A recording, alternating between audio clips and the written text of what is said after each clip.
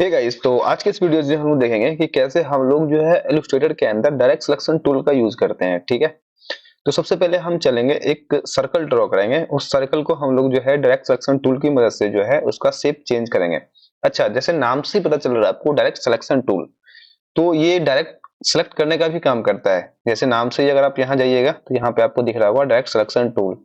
ठीक है, तो जैसे मान लीजिए तीन चार ऑब्जेक्ट है मेरे पास, एक ये है, एक हम सर्कल ले लेते हैं, एक सर्कल ले लेते हैं और एक जो है स्टार ले लेते हैं। डिफरेंट टाइप के ऑब्जेक्ट को हम क्या करते हैं, सिलेक्ट कर लेते हैं। ठीक है, एक बार मैं इसके नाम को आपको जस्टिफाई करके दिखाता हूँ। जो इसका नाम है उसका काम भी उस टाइप से थोड़ा बहुत सिमिलर है।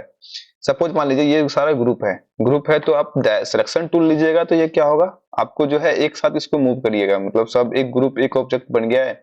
तो आपको सिलेक्शन टूल की मदद से क्या करना है, इसको एक साथ इसको मूव करना है।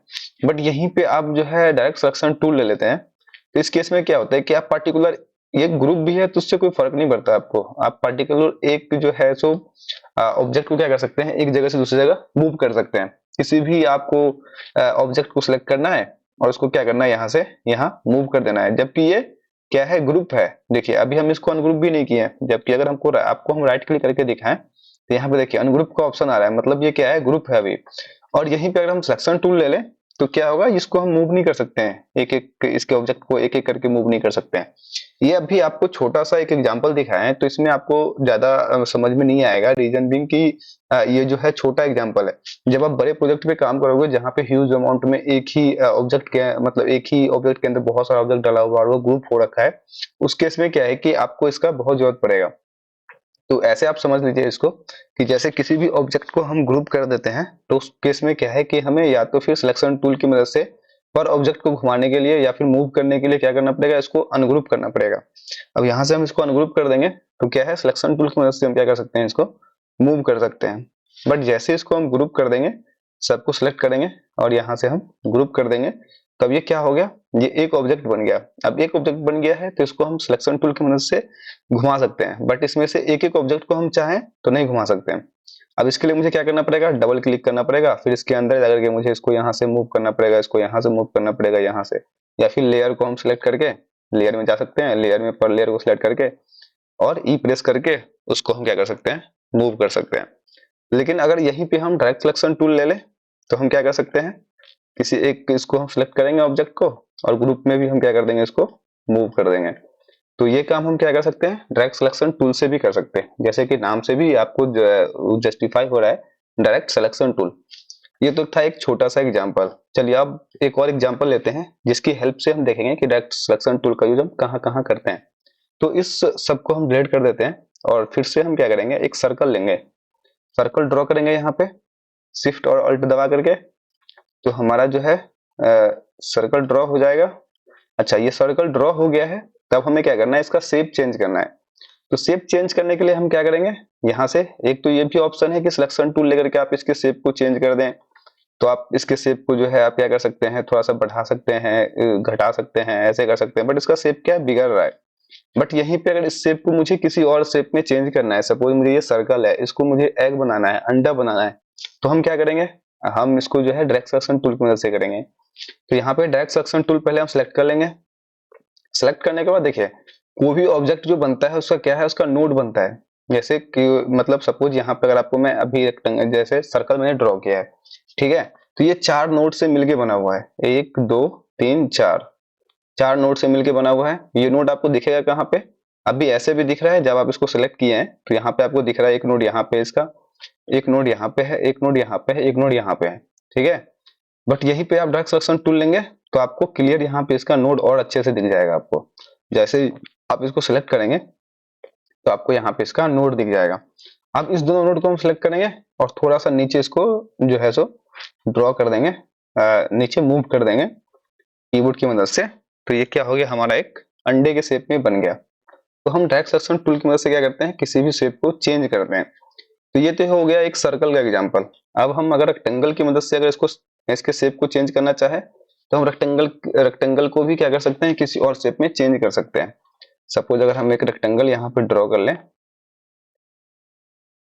और इसको हम सेंटर में कर दें अलाइन टूल की मदद से, और अब हम जाएंगे डायरेक्ट सिलेक्शन टूल लेंगे और इसको हम क्या करेंगे, रेक्टेंगल को ट्रायंगल में चेंज करेंगे। तो जब आप सिलेक्शन टूल का यूज करेंगे तो ये चेंज नहीं होगा, इसके आप शेप को थोड़ा बहुत चेंज कर सकते हैं। मतलब सर्कल को यहाँ पे रेक्टेंगल है तो यहाँ पे दिया हुआ इसका इनबिल्ट फीचर है, इसकी मदद से आप क्या कर सकते हैं, इसको सर्कल में चेंज कर सकते हैं, या तो फिर इसको क्या कर सकते हैं, आप छोटा बड़ा कर सकते हैं। बट यहीं पे आप इसको ट्रायंगल में बदलना होगा तो आप ट्रायंगल में नहीं बदल सकते हैं। अब ट्रायंगल में बदलने के लिए क्या है, इसको इन नोड्स को चेंज करने के लिए क्या है कि आपको डायरेक्ट सिलेक्शन टूल लेना ही पड़ेगा। अब जैसे हम मान लीजिए इसको ट्रायंगल में चेंज करना है तो हम क्या करेंगे, किसी भी एक नोड को सिलेक्ट करेंगे यहाँ से, और यहाँ से क्या करेंगे, माइनस पे क्लिक करके हम क्या करेंगे, इसको काट देंगे। तो ये क्या हो गया, हमारा ऑब्जेक्ट जो है वो ट्रायंगल में चेंज हो गया। जैसे रेक्टेंगल में था वो क्या हो गया, अब जो है ट्रायंगल में चेंज हो गया। तो डायरेक्ट सिलेक्शन टूल की मदद से हम लोग क्या करते हैं, किसी भी शेप के आकार को जो है चेंज करते हैं, परिवर्तन करते हैं एक से दूसरे शेप में। अब आपको हम एक छोटा सा एग्जांपल लेके कोई और दिखा दें, तो हम चलेंगे अपने इस पे जो आर्टबोर्ड पे, जहाँ पे मैंने बहुत सारा डिजाइन बना रखा है अपने क्लाइंट के लिए, वहां पे एक छोटा मोटा हम एग्जांपल देखेंगे डायरेक्ट सिलेक्शन टूल का, और उसकी हेल्प से हम लोग क्या करेंगे, थोड़ा सा इसको और डीपली समझने का प्रयास करेंगे। तो हम चलते हैं अपने इस पे, और यहाँ पे हमारे पास ये एक पोस्ट है जो कि रिसेंटली मैंने अपने क्लाइंट के लिए बनाया है। इसको सबसे पहले हम फिट टू आर्टबोर्ड कर देते हैं। अच्छा, आर्टबोर्ड करने के बाद देखिए अब क्या है, ये इसमें बहुत सारा ऑब्जेक्ट लगा हुआ है। अब इसकी मदद से हम लोग थोड़ा बहुत इसको समझेंगे अच्छे से, ठीक है। अब क्या है, ये एक ऑब्जेक्ट है, यहाँ पे देखिएगा, यहाँ पे ग्रुप हो रखा है, क्योंकि यहाँ पे अनग्रुप का ऑप्शन आ रहा है, मतलब ये क्या है, ग्रुप हो रखा है। अब इसको मूव करेंगे सिलेक्शन टूल की मदद से तो सब एक साथ मूव हो रहा है। बट यहीं पे अगर हम डायरेक्ट सिलेक्शन टूल लेंगे, अगर यहाँ पे हम डायरेक्ट सिलेक्शन टूल लेंगे, और मुझे ये जो आपको जो अभी दिल दिख रहा है, इस दिल को अगर मुझे मूव करना होगा तो हम इसको क्या कर सकते हैं, मूव कर सकते हैं। देखिए जैसे अभी इसका जो शैडो है वो सिलेक्ट हुआ था, वो मूव हो गया। अब इसका एक एक पार्ट करके जो है हम क्या कर सकते हैं, इसको मूव कर सकते हैं। इसके नोड को सिलेक्ट करके हम क्या कर सकते हैं, इसके नोड को भी जो है, अगर हम करना चाहे तो इसके नोड को भी हम क्या कर सकते हैं, चेंज कर सकते हैं। अब इसको मूव करने के लिए मुझे क्या करना पड़ेगा, इसके सारे नोड को सिलेक्ट करना पड़ेगा और फिर इसको जाके यहाँ से यहाँ मूव करना पड़ेगा। तो ये है, इसका काम ही यही है कि ये जो है नोड के इस पे जो है, जैसे कोई भी ऑब्जेक्ट बनता है तो उसके नोड पे ये काम करता है डायरेक्ट सिलेक्शन टूल। जितना भी उसका नोड होगा उसके नोड को आप जो है क्या कर सकते हैं, सिलेक्ट करके उसके शेप को क्या कर सकते हैं, चेंज कर सकते हैं। अब एक बार हम इसके अंदर चले जाते हैं। जैसे मान लीजिए ये ऑब्जेक्ट है, ठीक है, ये ग्रुप हो रखा है। ग्रुप होने के बाद इसको हम क्या करेंगे, यहाँ से अगर मुझे, जैसे इसका दिल बना हुआ है अभी, इस दिल को अगर मुझे चेंज करना है किसी और ऑब्जेक्ट में, तो हम क्या करेंगे, इसके दिल को भी क्या कर सकते हैं, चेंज कर सकते हैं। किसी भी शेप में अगर मुझे सर्कल बनाना है तो हम क्या कर सकते हैं, इसके दिल को सर्कल बना सकते हैं, कुछ भी कर सकते हैं। ये आपके ऊपर डिपेंड करता है कि आप किस शेप को किस में चेंज करना चाहते हैं। इसकी हेल्प से हम लोग क्या करते हैं, डायरेक्ट सिलेक्शन टूल की मदद से किसी भी शेप को किसी भी अदर शेप में कन्वर्ट करते हैं।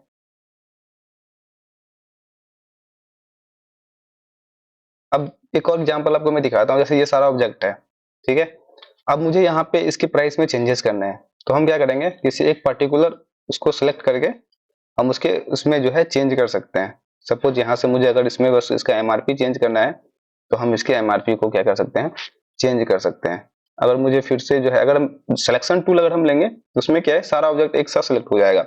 बट मुझे अगर जल्दी में काम करना है तो हम क्या करेंगे, डायरेक्ट सिलेक्शन टूल का यूज करेंगे और किसी एक ऑब्जेक्ट को क्या करेंगे, सिलेक्ट करेंगे और उस पर हम लोग क्या करेंगे, काम कर लेंगे।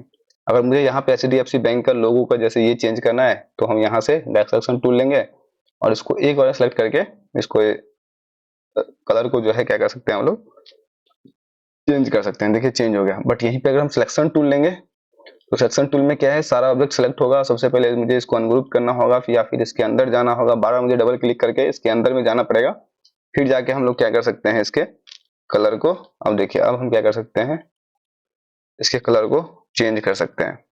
तो डायरेक्ट सिलेक्शन टूल का मतलब यही है कि आपको जो है किसी भी शेप को आप जल्दी से सिलेक्ट करना हो तो डायरेक्ट सिलेक्शन टूल का यूज कर सकते हैं। शेप को किसी अदर शेप में चेंज करना है तो आप इसका यूज कर सकते हैं। और भी कई सारे इसमें जो है आप क्या कर सकते हैं, डायरेक्ट सिलेक्शन टूल का यूज कर सकते हैं। अभी हमारे पास कुछ एग्जांपल्स नहीं है जिसकी वजह से आपको भी अभी बता नहीं पा रहे, बट अगर हमारे पास कुछ ऐसा एग्जांपल होगा तो नेक्स्ट वीडियोस में हम कवर करेंगे कि डायरेक्ट सिलेक्शन टूल का और कहाँ कहाँ हम लोग यूज करते हैं। तो बेसिकली किसी भी ऑब्जेक्ट को अगर आपको एडिट करना है तो आपको क्या करना होगा, डायरेक्ट सिलेक्शन टूल का यूज करना होगा। और इसकी हेल्प से हम लोग क्या करते हैं, किसी भी ऑब्जेक्ट को क्या करते हैं, किसी भी और ऑब्जेक्ट में कन्वर्ट करते हैं। ऐसे रेक्टेंगल को हम लोग क्या करते हैं, ट्रायंगल में चेंज करते हैं, रेक्टेंगल को हम लोग क्या कर सकते हैं, सर्कल में भी चेंज कर सकते हैं, रेक्टेंगल को हम लोग क्या कर सकते हैं, किसी अदर मतलब इसमें भी स्टार मुझे बनाना है तो हम क्या करेंगे, डायरेक्ट सिलेक्शन टूल की मदद से जो है क्या करेंगे, स्टार में भी हम लोग क्या कर सकते हैं, कन्वर्ट कर सकते हैं। Thank you guys. तो आपने देखा कि कैसे हम लोग छोटा सा एग्जांपल लेके एक जो है डायरेक्ट सिलेक्शन टूल की मदद से कि कैसे हम लोग किसी भी शेप को चेंज करते हैं इलस्ट्रेटर में। इस पे एक और हम डिटेल वीडियो बनाएंगे, तो उस पे और अच्छे से हम समझेंगे कि डायरेक्ट सिलेक्शन टूल का यूज हम लोग और कहाँ-कहाँ कर सकते हैं। इसकी हेल्प से हम लोग क्या-क्या जो है सो चेंजेस कर सकते हैं अपने आर्टबोर्ड में, अपने इसके लिए पोस्ट के लिए, अपने कंटेंट के लिए, अपने डिजाइन के लिए। तो thank you guys, thank you for watching.